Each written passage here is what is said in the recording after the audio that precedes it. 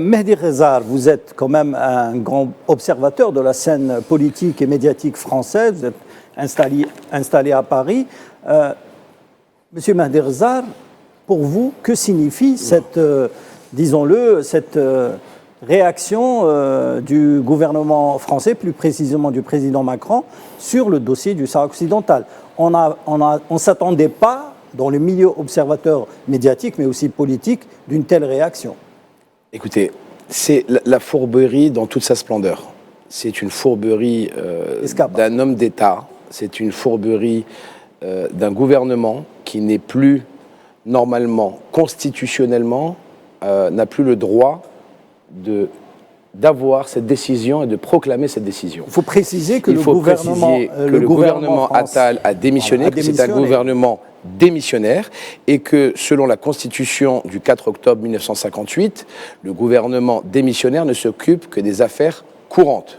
Or, je pense que la décision sur un peuple opprimé à l'étranger ne peut pas être décidée par un gouvernement démissionnaire et un gouvernement qui ne doit s'atteler qu'aux charges courantes de la vie française.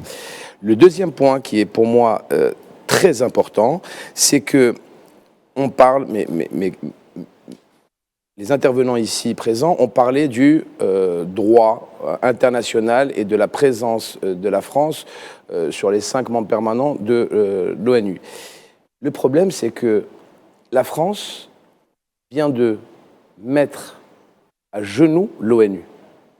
Parce que la MINURSO, elle a un secrétaire général italien, l'ancien vice-ministre italien. La France, malheureusement, vient de décrédibiliser les Nations Unies, encore une fois. Elle a été décrédibilisée à de nombreuses reprises sur le conflit, justement, en Palestine, où elle n'est même plus consultée, où elle n'est même plus prise en considération par l'État sioniste. Mais actuellement, la France est en train de rajouter de l'eau au moulin pour montrer que l'ONU n'a plus aucun véritable but, aucune véritable valeur aux yeux du monde.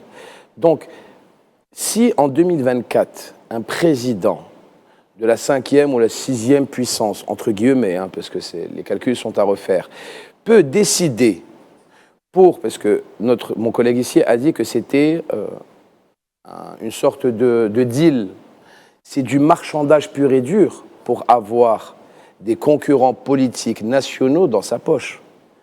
Moi, je n'ai pas peur de le dire.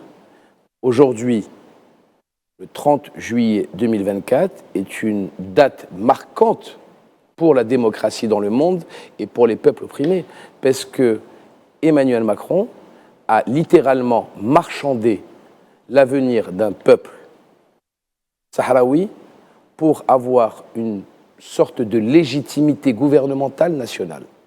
Parce que ce sont des lobbies qui ont, et je l'ai déjà dit sur ce plateau, qui ont négocié, je dis bien négocié, comme on négocie dans une affaire commerciale. Oui. Leur voix, leur accès à leur majorité par rapport à des affairistes étrangers. Et ça, je trouve que c'est très grave. Pour un pays membre du Conseil de sécurité de l'ONU, je pense que c'est plus que honteux. Et je reste mesuré quand je dis honteux.